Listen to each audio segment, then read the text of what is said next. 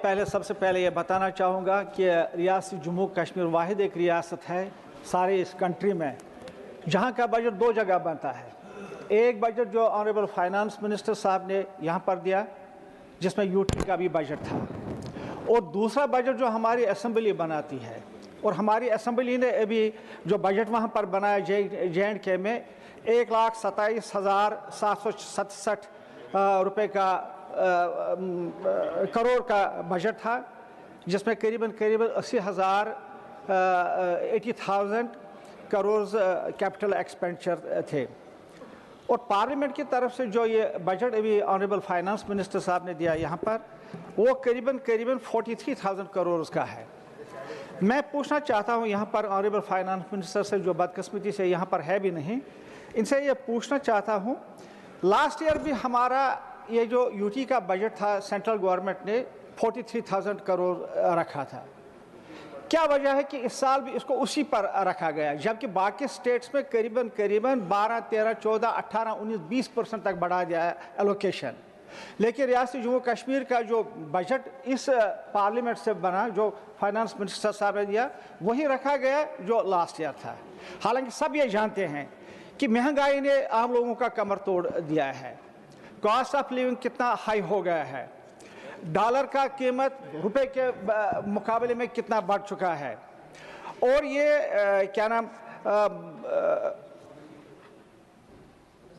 Honourable finance minister से मैं यहाँ पर ये पूछना चाहूँगा, बल्कि रिक्वेस्ट भी करना चाहूँगा रियासत जम्मू कश्मीर के लोगों की तरफ से, कि ये जो इन्होंने ये 43,000 करोड़ का बजट रखा यूनियन टेरिटरी के लिए, जम्मू कश्मीर यूनियन टेरिटरी के लिए, तो इसको बढ़ा दें उनकी ज़रूरियात के मुताबिक, और जो स्टेप अप आपने दूसरे स्टेट्स में दिया है वही स्टेप अप हमें भी दे दीजिए।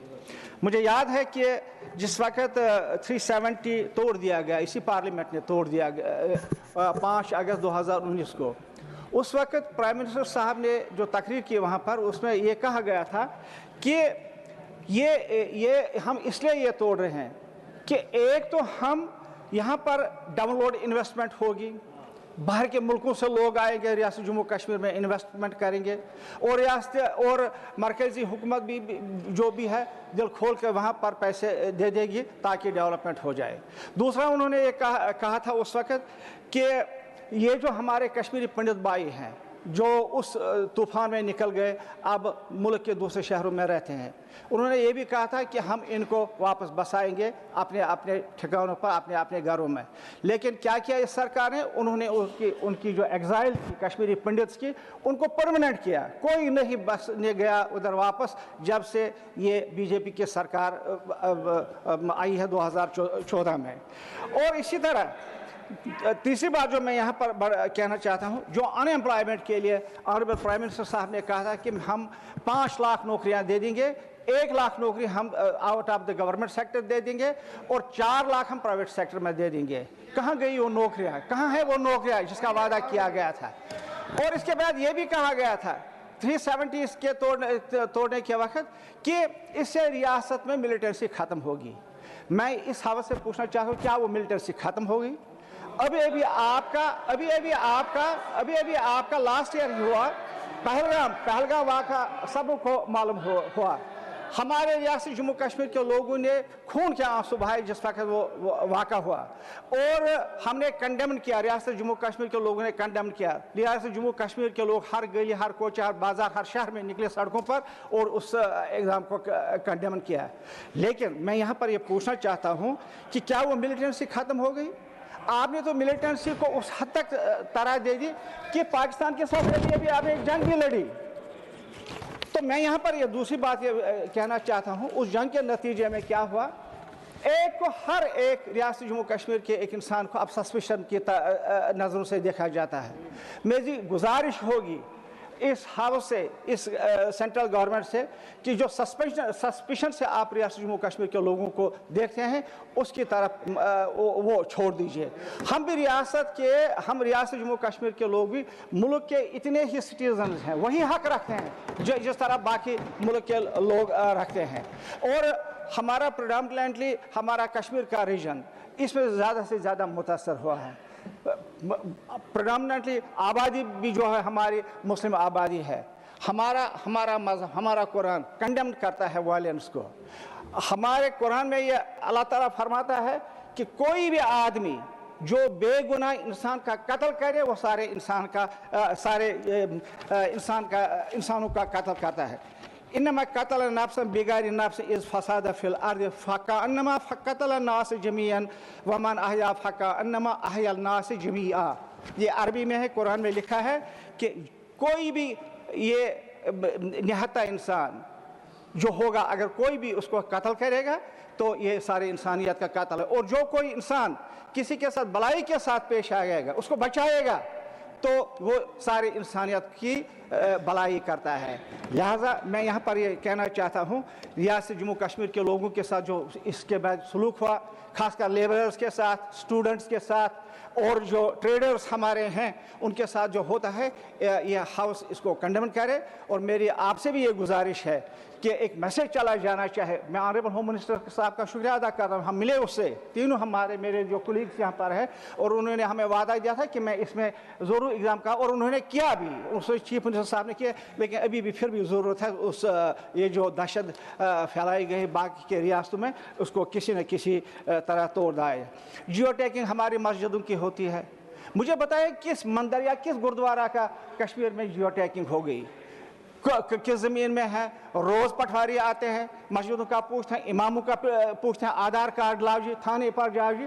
मेरे ख्याल में ये एक किसी भी शख्स के मज़हब में एक खुली सी मज़ाहमत है।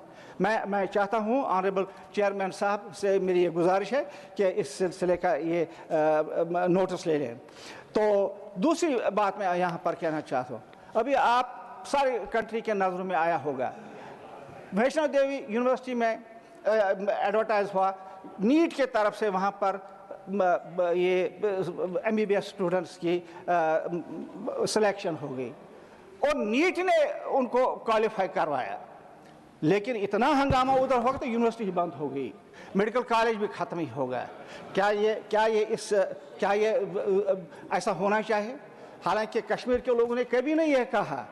अब लॉ यूनिवर्सिटी पर लड़ाई शुरू हो गई, लेकिन हमने कभी नहीं कहा IIT जम्मू में है, IIM जम्मू में है, एम्स जम्मू में है। हमने कभी ये नहीं कहा ये कि हम चाहते, हम सोचते हैं, हम जानते हैं और मानते भी हैं कि जम्मू हो या कश्मीर हो एक ही जिस्म के दो हिस्से हैं। लिहाजा ऐसा नहीं होना चाहिए, इसको बंद किया जाना चाहिए। मैं आपसे ये गुजारिश करना चाहता हूँ, ये किस किस्म की डेमोक्रेसी है जिसकी तरफ हम इससे चलते हैं? मैं इसमें नज़र रखने की ज़रूरत है। दूसरी बात मैं जो यहाँ पर कहना चाहता हूँ वो ये है कि हमारे पावर प्रोजेक्ट्स हैं, हमारा पोटेंशियल जो है 22,000 करोड़ का है। अभी तक हमने टोटल टैप जो किया है 2,000 करोड़ का ये है, और वो सेंट्रल गवर्नमेंट के पास NHP के साथ काफ़ी टाइम से है। एक दो मिनट तो NHP से के पास है। मैं चाहता हूँ कि हम पावर के लिए तरसते हैं वहाँ पर। क्या ये अच्छा होता है कि जो प्रोजेक्ट हमारे रिसोर्सेज अनटैप हो वो NHP से ले ले और वहाँ पर बिजली प्रोजेक्ट बनाए, लेकिन जो प्रोजेक्ट्स आपके पास पिछले साल हजार से पड़े हुए हैं आप हमें वापस कर लीजिए, हमारी रियासत का भी भला हो जाएगा। साथ साथ में टूरिज्म के बारे में वेरी इंपॉर्टेंट क्वेश्चन, हमारी पहचान अगर आप किसी को कहेंगे शहर श्रीनगर दारुल रियासत जम्मू कश्मीर का, शायद कोई नहीं पहचानेगा। लेकिन अगर आप डल की बात करेंगे या अगर आप वाइल्ड लाइफ सेंचुरी की वहाँ पर बात करेंगे कि सारी दुनिया के लोग जानते हैं कि ये किस हिस्से का है, हिंदुस्तान के किस हिस्से का ये है। आज जनाब डल के सामने 3,000 कनाल ज़मीन ली जा रही है जो CRP खरीदने चाह रही है, और उससे सेंचुरी जो है वाइल्ड लाइफ सेंचुरी जो वर्ल्ड फेमस सेंचुरी है, और ये डल गए, ये नामो निशान ख़त्म हो जाएगा। मैं आपसे इंटरवेंशन चाहता हूं, इसके लिए आप मेहरबानी करके इसके लिए आप वाज़ह हिदायत दे दें। और साथ में बस concluding sir, I am concluding sir, इतना टाइम दिया गया sir, I am concluding just conclude sir मैं यहाँ पर कहना चाहता हूँ, गुलमर्ग पहलगाम है, और इसी तरह हमारा ये क्या नाम रेजिडेंसी रोड है। ये गुलमर्ग का लीजेस खत्म हो गए, 100 साल से लोगों के पास होटलियर्स बने, काफी पैसा उन्होंने इन्वेस्टमेंट किया है उसमें होटलों में।